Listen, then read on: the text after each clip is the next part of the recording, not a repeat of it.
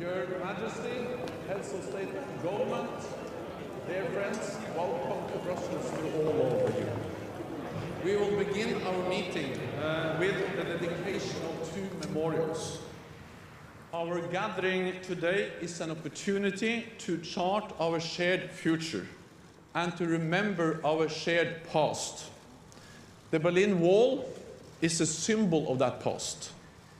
It was built to divide Europe, to keep people in and ideas out. In face of division, NATO allies stood united in defense of freedom, democracy, and human dignity. In 1989, the wall was brought down by peaceful protests, by popular movements such as Solidarność, and by the bravery of countless men and women across Central and Eastern Europe. Each day, all those who will enter this building will pass this memorial. They will understand that freedom will never be defeated, and that NATO will always defend the values on which our alliance is founded. So, Chancellor Merkel, you were in Berlin the very night when the wall came down. And therefore, it's a great honor to welcome you here to Brussels, to the new NATO headquarters. And the floor is yours, please.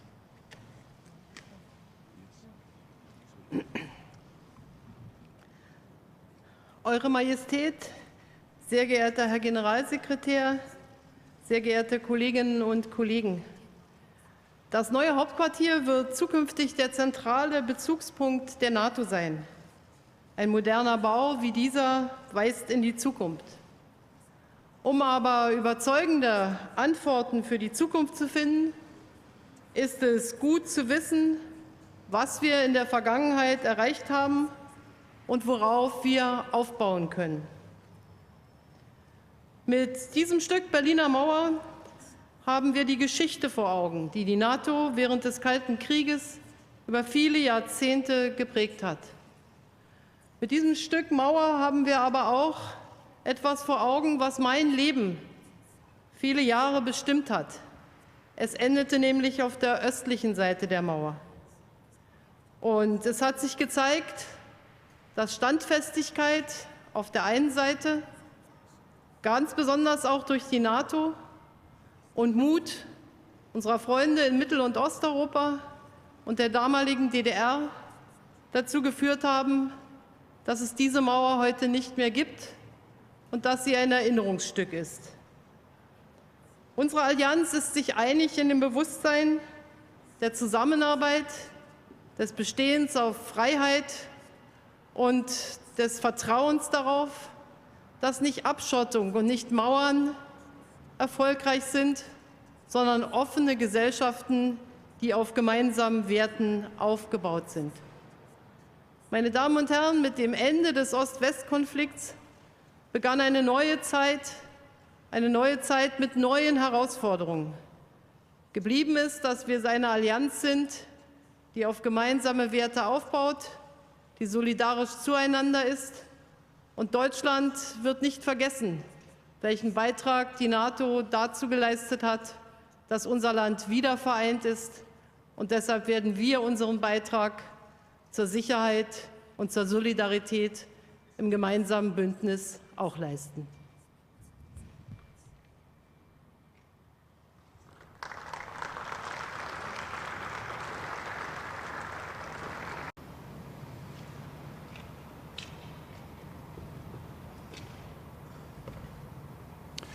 NATO's greatest strength is the enduring bond between North America and Europe.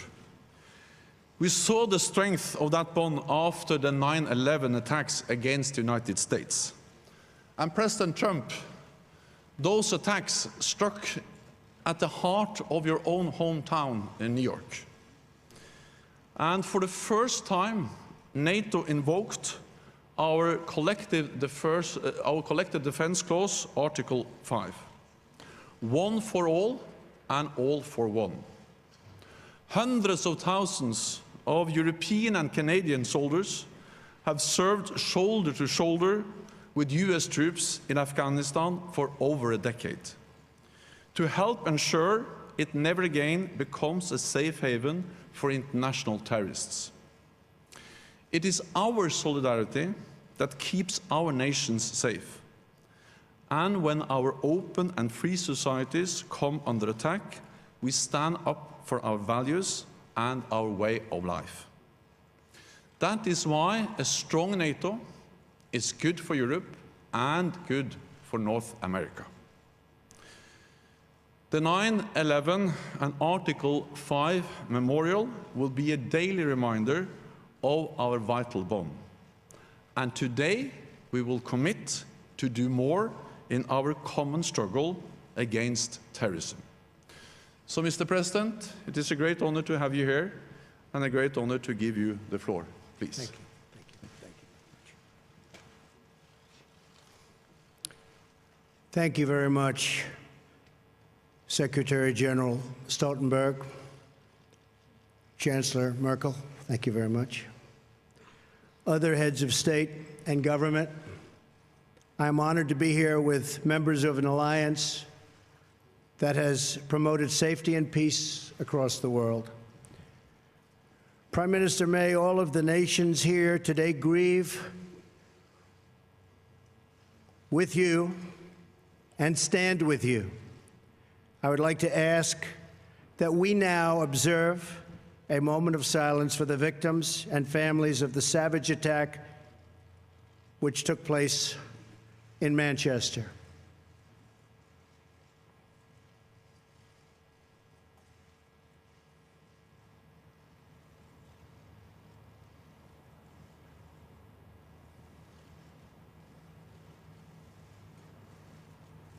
Thank you.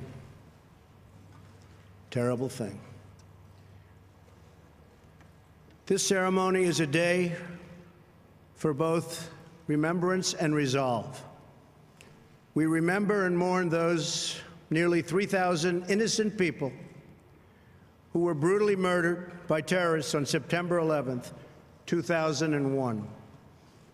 Our NATO allies responded swiftly and decisively, invoking for the first time in its history the Article 5 collective defense commitments.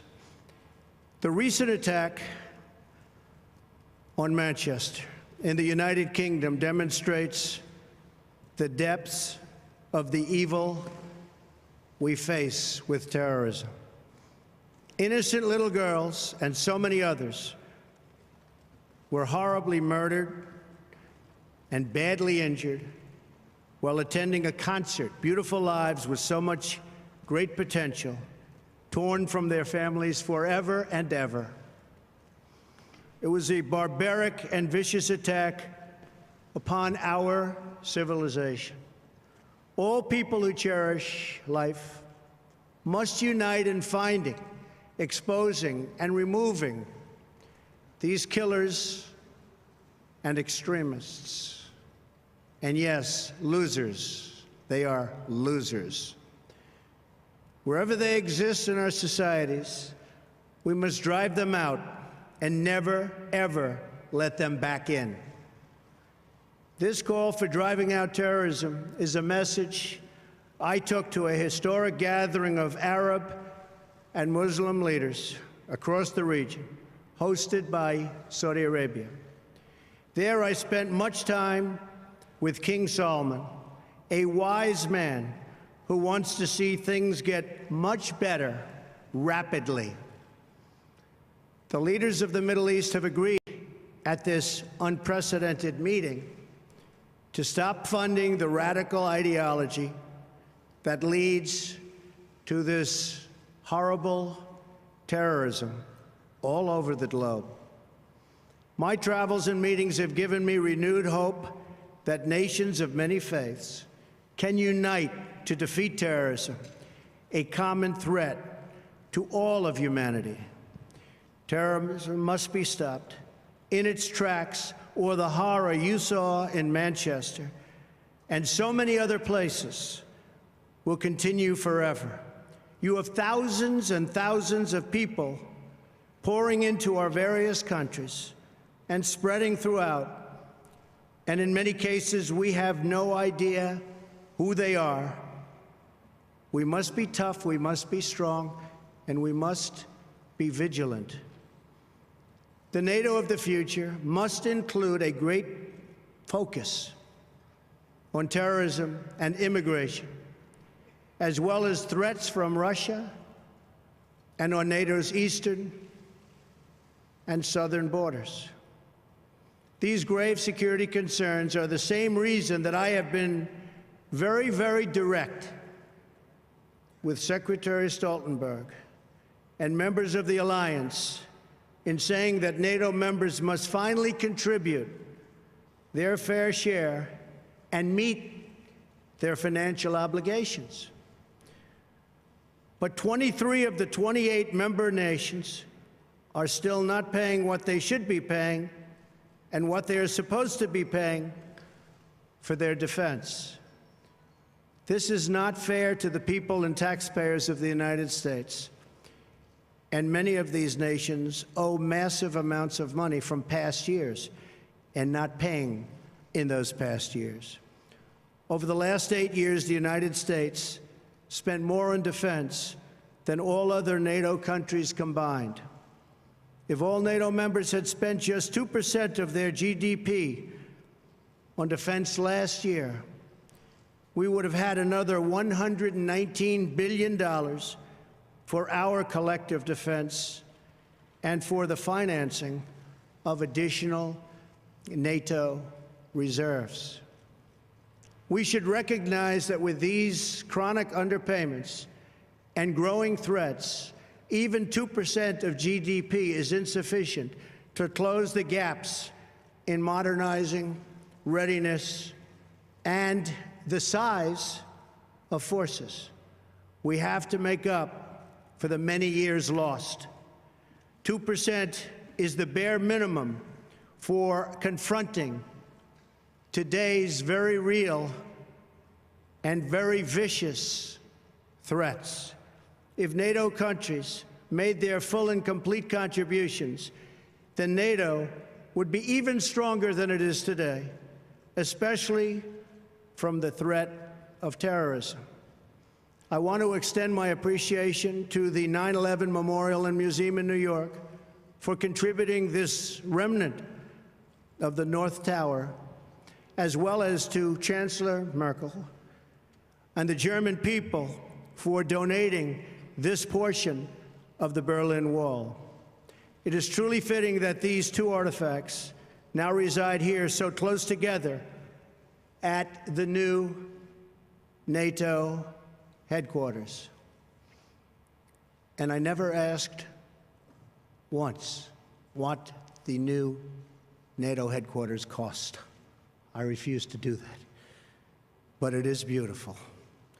Each one marks a pivotal event in the history of this alliance and in the eternal battle between good and evil.